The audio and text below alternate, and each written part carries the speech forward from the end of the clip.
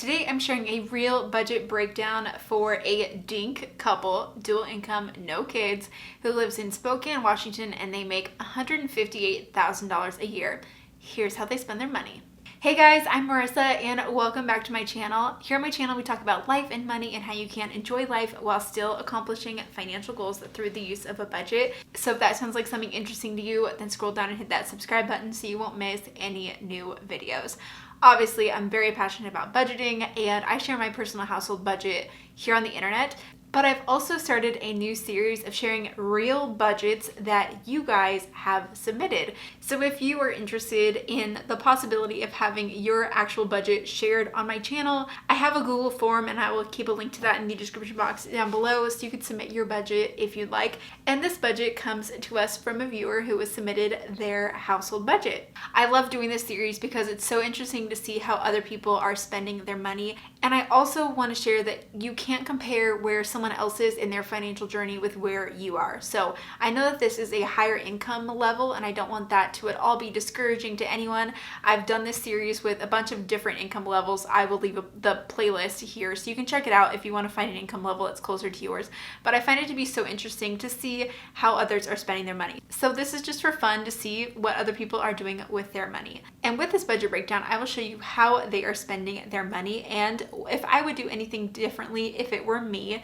But this is not financial advice, just for entertainment purposes. And before we take a look at those numbers, to give you a little bit of backstory about this couple, like I said, dual income, no kids, married for a couple of years. They live in Spokane, Washington. They make $158,000 a year annually combined. The husband works in sales and the wife works for a foundation. And because the husband works in sales, their income does fluctuate. Their big financial goal right now is to work on paying off their student loan debt. And something that comes out of their paycheck before take-home pay is a 401k deduction. So now let's take a look at these numbers to see their actual household budget. So this is the budget template that I will show you guys these numbers in. This budget template you can actually get yourself on my shop. I will have a link to that in the description box down below. It's the template that I use for my monthly budget every month for years now, and it works in Excel, Google Sheets, numbers. It's just an instant download. So they've sent me all of their information and I've just input it into this template to get a good look at all of the numbers here. So first we have their income. So they said that their net take-home pay varies between $8,000 to $15,000 because of the husband's commission. So I just took an average here of $11,500 and used that for this like mock budget purpose, just to average. But I know that there are a lot of people out there who do have a fluctuating income and inconsistent income. We are one of those families as well where our income is not the same every single month, but $11,500 is what we'll use for the purpose of this mock budget. So this is a zero-based budget, which means all of their income should equal all of the money out. So $11,500 is how much they have to now allocate towards expenses, debt, and savings. So let's take a look at how their money's being spent. First off we have is normal expenses. So their mortgage, I need to remove rent here. This is a mortgage that they have. Their payment is $17,22.14. So this makes up only less than 15% of their take-home pay, which is amazing. I like to have this stick between like 25 to 30%. So the fact that it's 15 is so low and amazing, which opens up so much room for them to be able to do more things, like work on more financial goals, because this mortgage payment is so much lower in their budget, which is a huge win as well. Next we have is water and sewer, which they pay $126 a month for. And then garbage at $123.50. I feel like that is really high. I mean, it's one of those things that it is what it is, but where I live in Portland, Oregon, our trash is like $50-ish every other month, so it's kind of like $25 a month. So that seems really high, but interesting. Next we have is internet, $49.99, pretty standard. And then electric and gas combined at $144.47, which also sounds pretty normal. Next we have our phones, which is $120 a month, probably for both of their phones. And I think that that sounds very reasonable. It's close to what myself and my husband spend on our phones. And then car insurance at $102.03, which I feel like is really low. That's great. Groceries we have at $400 for the month, and this is just for 2 people. And I will say that technically I would think that this is just a little bit high. I like to use as my rule of thumb $150 per person per month for groceries. So if they are just 2 people, like I think $300 could be done, but their income is pretty high that $400 on groceries is going to be okay. So I think that that's pretty realistic. That's totally fine to spend $400. We try and stick to less than $150 per person per month for our grocery bill. Next we have is gas at $100, and that's pretty great for their cars as well. And then eating out and fun at $200, which I think makes a lot of sense, and that sounds pretty realistic, not going overboard there. Next is miscellaneous at $100. It's always so important to have a miscellaneous category in your budget because there's always something random that can come up. So that's such an important line item to have in your budget. And then we have household at $100 a month. So any other sort of household things that they want to categorize there, which is great. That's how much we allocate for household as well. Then we have property interest for their land. I'm not exactly sure what this means. I may have a little bit of an inkling, which we'll talk about, but property interest at $61.61, and then health and wellness at $27.99, which is great. So as their total expenses, they have at $3,377.73. So now let's move into the debt section of their budget. So first thing they have here is a property payment.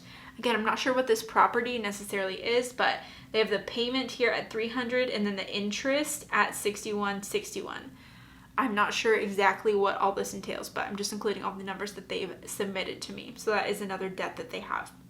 And then we have a student loan payment here at $812.03. They also noted that they've been married for 2 years and they've already paid off $80,000 of credit card debt, which is amazing, as well as saving for a new car and bought their house. So they've definitely accomplished some big financial goals in the last 2 years of being married.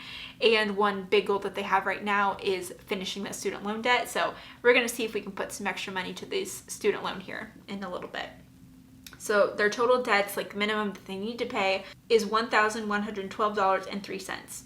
Now let's move into the savings items, or the sinking funds section of the budget, which I love having this section as well. First off is the emergency fund, which they have $10,000 in, so I don't think it doesn't seem like they're putting anything to it right now, which is great to have as like an emergency fund while you're working on paying off debt. Obviously depending on your household and your situation, but I think that sounds really realistic for them. Next we have is home savings, $379.84. I assume this is kind of like a house maintenance line item. And we also have a house maintenance line item in our budget because as a homeowner, there are things that will come up that you have to repair and you have to take care of it. So I love that they're saving money for that each month. Then they have car maintenance at $750. That seems like a lot. I'm not gonna lie. I'm not sure what kind of car they drive, but $750 a month for car maintenance seems substantially high. We spend $75 a month on car maintenance and we'd have 2 like Toyotas. So I'm not sure what the situation is here, or if they have like a hobby project car or something like that, and that is like a fun hobby, but I'm not sure. But $750 for car maintenance definitely does seem like a lot of money, but okay, let's move on. Next we have is travel at $1,000 a month. That's awesome. That's obviously something that's very important to them. They're putting $1,000 a month towards travel. Besides their mortgage, that's the highest category that they have, and so obviously they're excited to travel. I mean, none of us have really traveled in the last year and a half, so I'm sure they're ready to go traveling as well, which I totally get. Then they have his personal and her personal each at $150. I love having personal spending money in the savings section of the budget because you can save it up month over month or spend it whenever you want. So we do this for our personal money as well, which I love. So the total sinking fund section is $2429.84. So let's take a look at this zero-based budget and make sure that it all equals out. So the total out, which is the expenses, the debt, and the savings, is $6919.60. And obviously that's substantially less than the income here. This cell down here calculates that difference, which is $4580.40.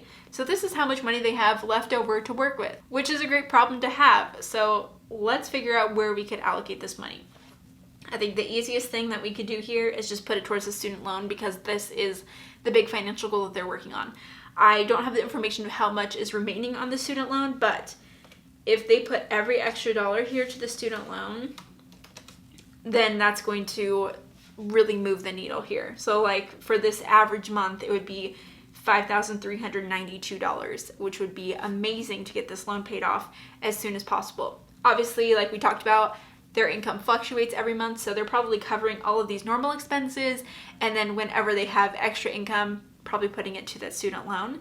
That at least is what I would be doing if it were me. But their high income and low expenses here, like having a really low mortgage and also being really mindful of other necessary expenses, is so helpful for them to be able to pay off this student loan as soon as possible. So I'm super excited for this couple and think that they are doing a fantastic job, and they're going to get this loan paid off. Again, I don't know how much is on it, but with how much they're able to put toward it each month, I think they're going to be making some serious progress and hopefully get this loan paid off pretty soon. So that is a real budget breakdown for this couple living in Spokane, Washington, and how they spend their money. I think they're doing a fantastic job, and it's so exciting to see people working on these big financial goals. Don't forget, if you want to get this budget template, I will have a link to it down in the description box below, so you can check it out there. And also, if you possibly want to have your budget shared on my channel, I will have a link to that Google form in the description box down below, and you could fill that out and submit your household budget.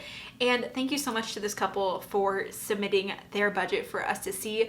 In the comments below, you can definitely leave this couple some encouragement and support and thank them for sharing their budget with us. And so with that, I will look forward to seeing you guys in my next video. Bye. About to leave, already packing, come with me, I'm not really asking.